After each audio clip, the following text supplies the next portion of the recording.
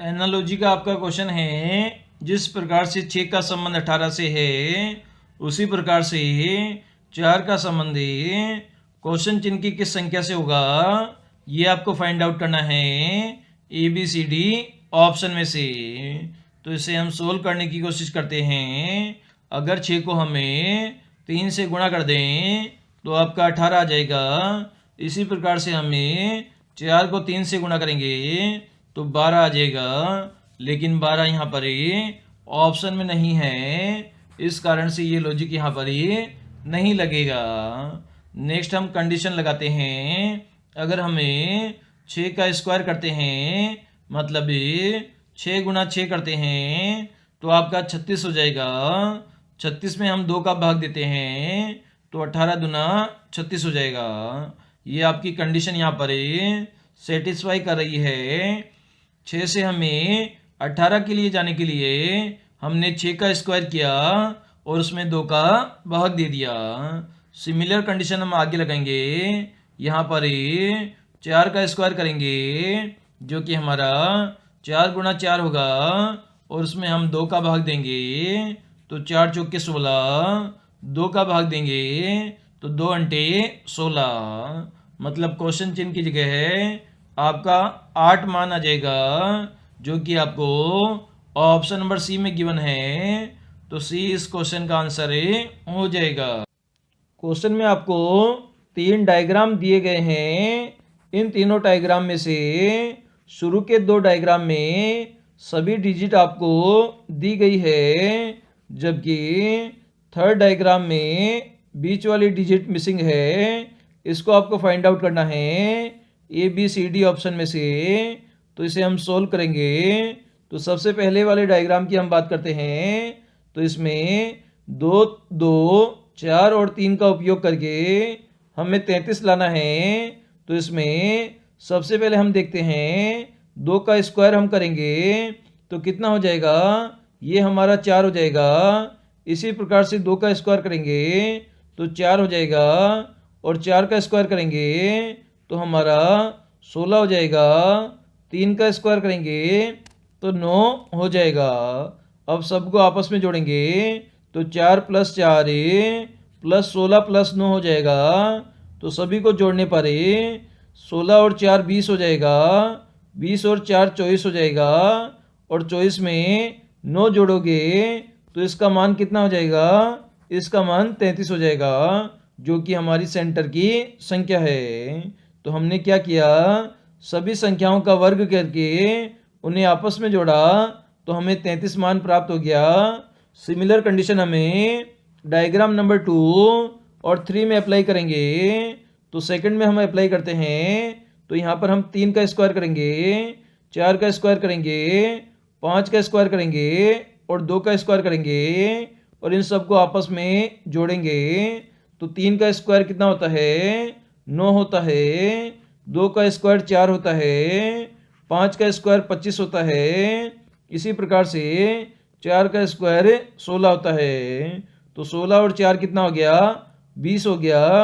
20 और 25 कितना हो गया, 45 हो गया।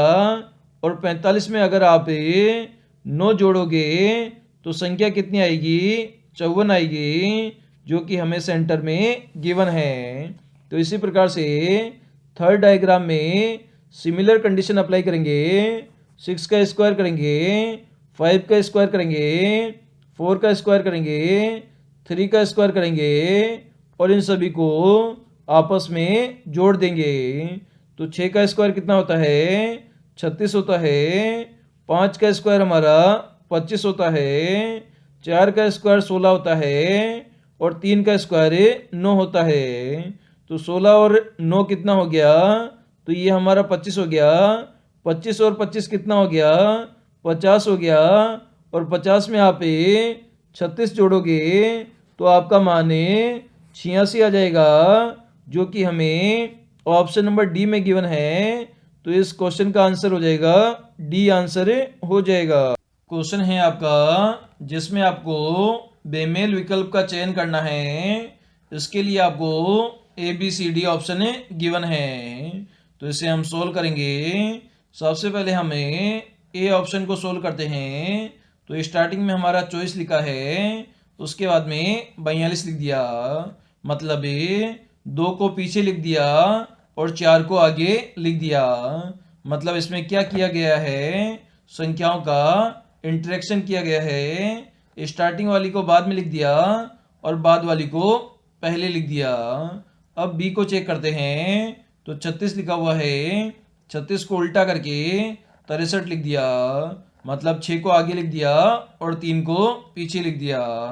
सिमिलरली सी को हम चेक करते हैं, तो 37 को क्या लिखा गया है, 73 लिखा गया है, तो 3 को पीछे लिखा और 7 को आगे लिखा।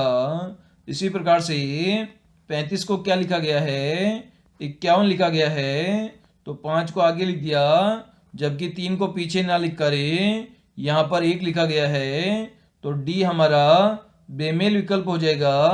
और बाकी संख्याओं में जो संख्याएं लिखी गई है उसे उल्टा करके लिखा गया है, जबकि 35 में का जो उल्टा होता है वो आपका 53 होता है, और यहाँ पर 51 लिखा हुआ है, तो ये आपका बेमेल विकल्प हो जाएगा। दिए गए डायग्राम में आपको बताना है कि कितने त्रिभुज है, तो इसे काफ़ी आसानी से हम सोल्व करेंगे।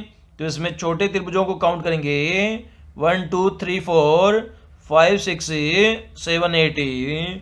तो 8 इसमें छोटे त्रिभुज है, तो इन्हें डबल कर देंगे, तो इसमें कुल मिलाकर कितने त्रिभुज हो जाएंगे, 16 त्रिभुज हो जाएंगे। इसे आप अलग अलग करके काउंट भी कर सकते हो, लेकिन एग्जाम में आपको जल्दी सोल्व करना होता है, तो कभी भी स्क्वायर और रेक्टेंगल में इस प्रकार की आकृति मिले तो जितने भी छोटे त्रिभुज होते हैं उनको डबल कर दोगे तो आपके कुल त्रिभुजों की संख्या आ जाएगी। नंबर सीरीज का क्वेश्चन है 1 5 5 9 7 11 11 15 क्वेश्चन मार्क है, उसके बाद में 17 है। तो इसमें आपको क्वेश्चन मार्क का मान फाइंड आउट करना है ABCD ऑप्शन में से। तो कैसे इसे सोल्व करेंगे, तो इस जो सीरीज है उसमें आप देख पा रहे हैं 11 11 2 बार रिपीट हो रहा है। अगर कभी भी ऐसी सीरीज मिले तो इसमें कम से कम 2 सीरीज होगी, तो दोनों सीरीज को हम अलग अलग करेंगे। तो पहली सीरीज हमारी 1 से 5 पर जा रही है, 5 से 7 पर जा रही है, 7 से 11 पर जा रही है, और 11 से क्वेश्चन मार्क पर जा रही है। सेकंड सीरीज हमारी 5 से 9 पर जा रही है, 9 से 11 पर जा रही है, 11 से 15 पर और 15 से 17 पर जा रही है। तो इसे कैसे सोल्व करेंगे, सबसे पहले ऊपर वाली सीरीज देखते हैं। 5 से हमें 9 पर जाने के लिए 4 जोड़ना पड़ेगा, 9 से 11 जाने के लिए 2 जोड़ना पड़ेगा, 11 से 15 जाने के लिए वापस 4 जोड़ना पड़ेगा, 15 से 17 जाने के लिए 2 जोड़ना पड़ेगा।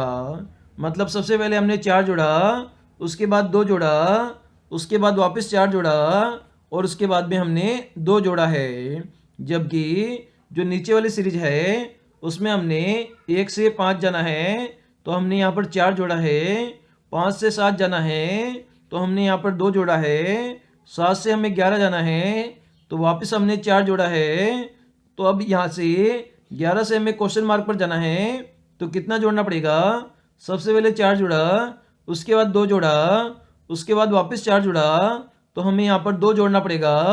तो 11 और 2 कितना हो जाएगा, ये हमारा 13 हो जाएगा, जो कि ऑप्शन नंबर सी बिल्कुल करेक्ट हो जाएगा।